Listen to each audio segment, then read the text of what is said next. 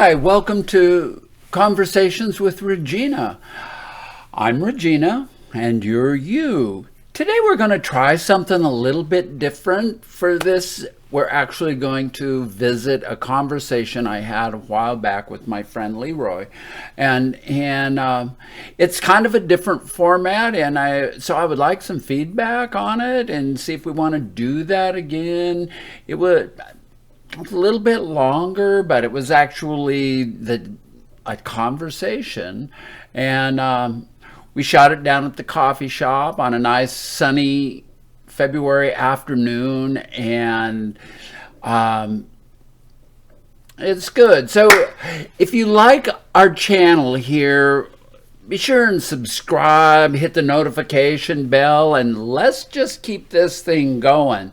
I'm having a good time. I hope you're all having a good time.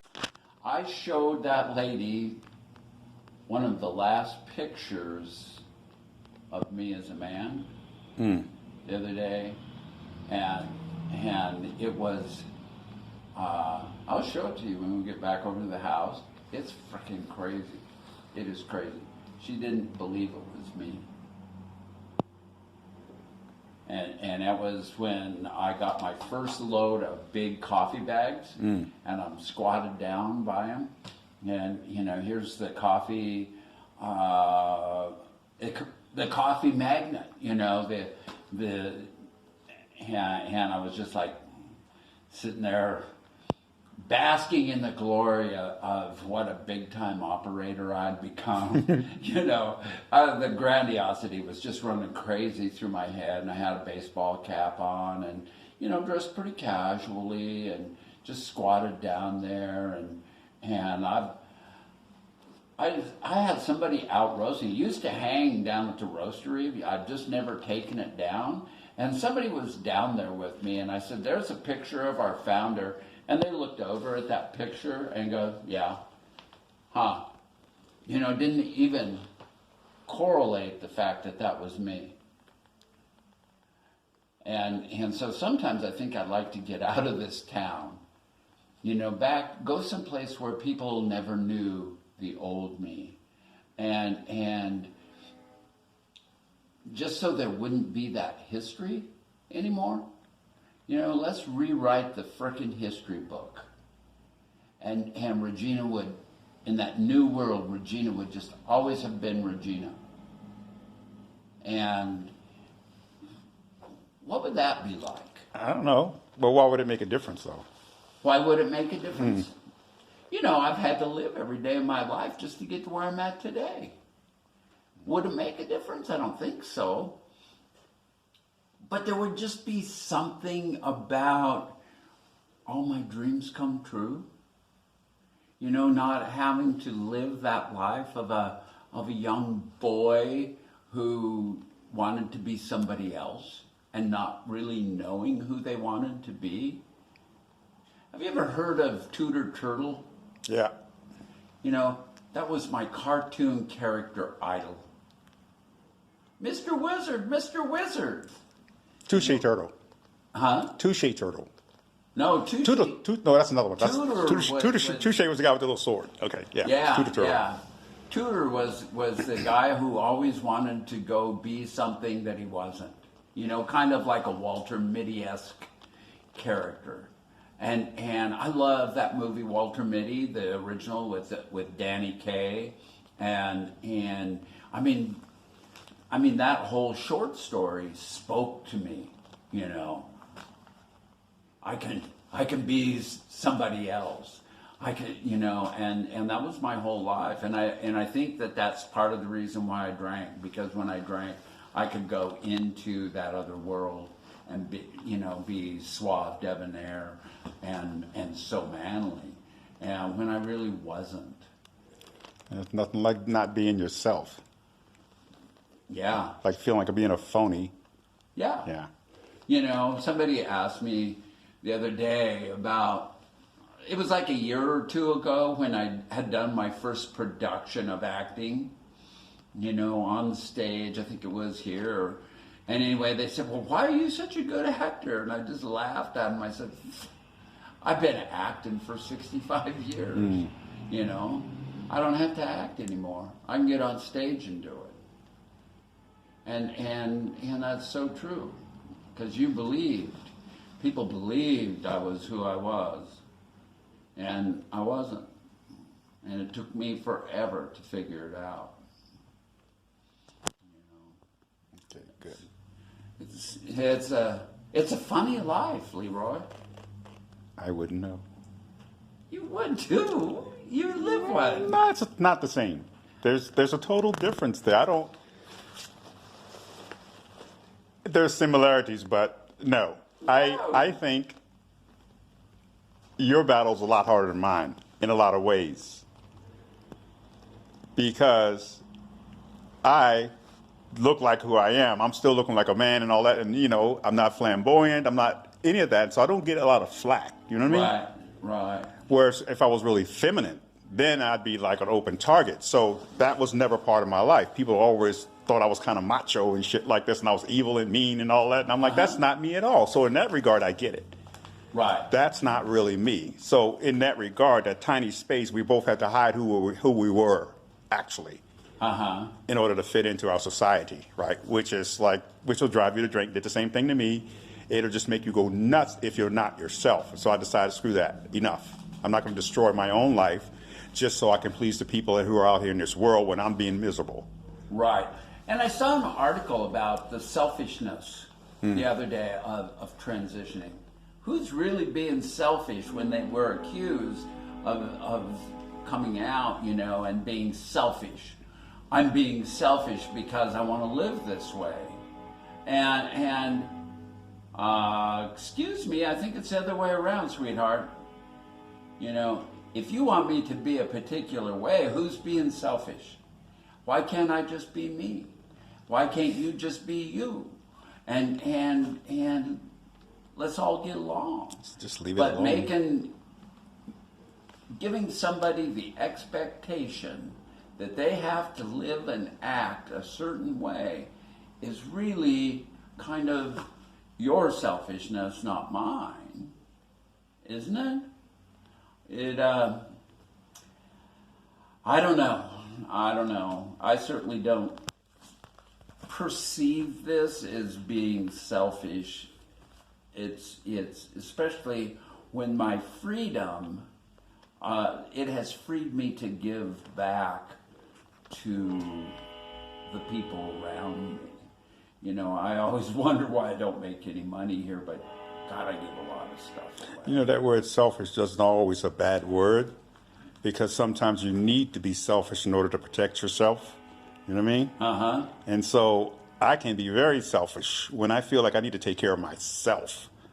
That's an interesting and that's concept. Where the selfishness, I'm like, okay, I can be selfish, but it's for a different reason. It's not because I specifically want something and I think something. No, I'm protecting myself. I'm being selfish. If you look at the word and what it really means, it means, it could mean a lot of different things.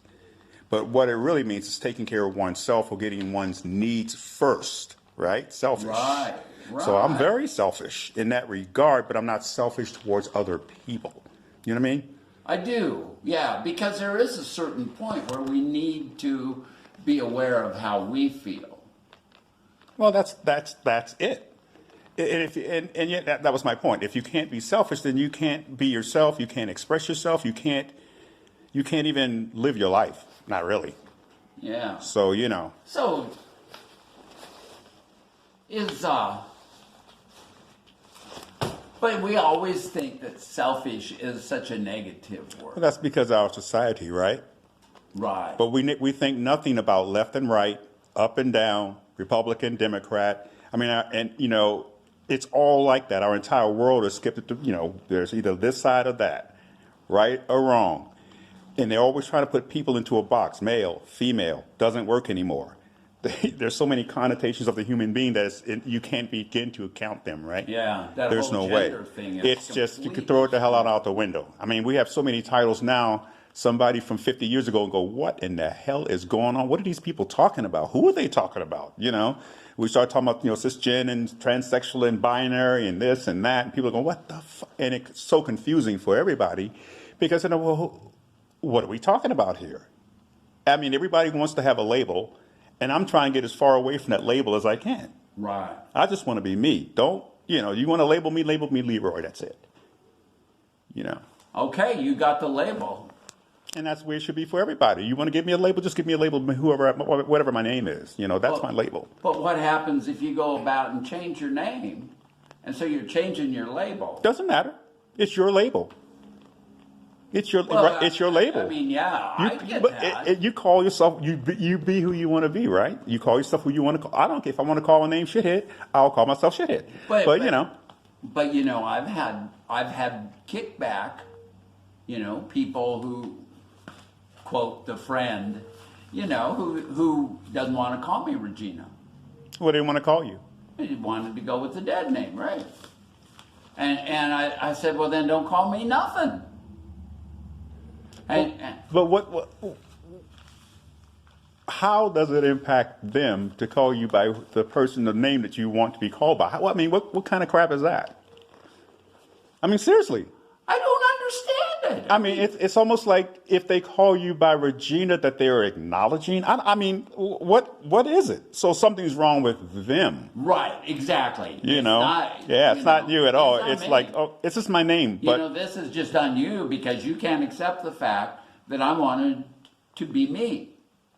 And I don't have to live under that other moniker. It's all legal. Everything is done. Even my gender markers changed. When are you going to wake up and smell the coffee? I don't want to be that person, and still you can't accept the fact that there was something else going on inside of me that was not presented because I was acting for 60 years. And that would be the point. Yeah.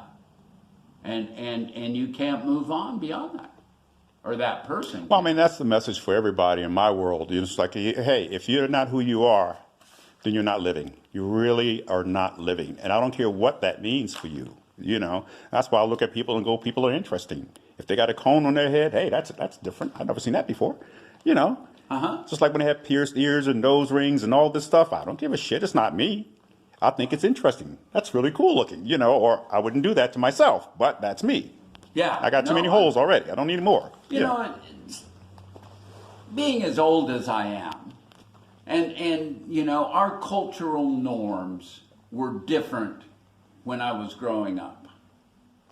And so I kind of understand when like somebody that's 90 years old does not understand some non-binary person who's 20 and just believes they are so far out there. I kind of get where they're coming from because it's just totally different. But still, I have run across 90-year-olds who could say, hi, Regina, how are you doing today?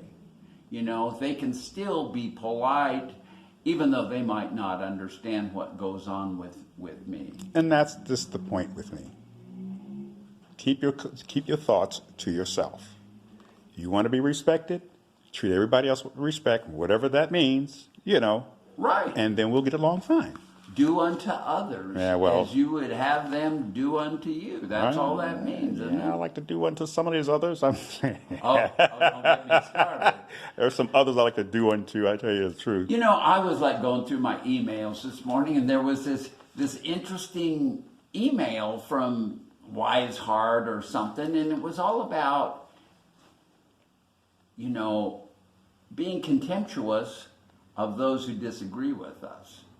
And immediately I went to the current administration, because if there's somebody that I'm really not very happy, and it all comes back to where that's on me, because I can't offer up a little love and compassion for their misgivings.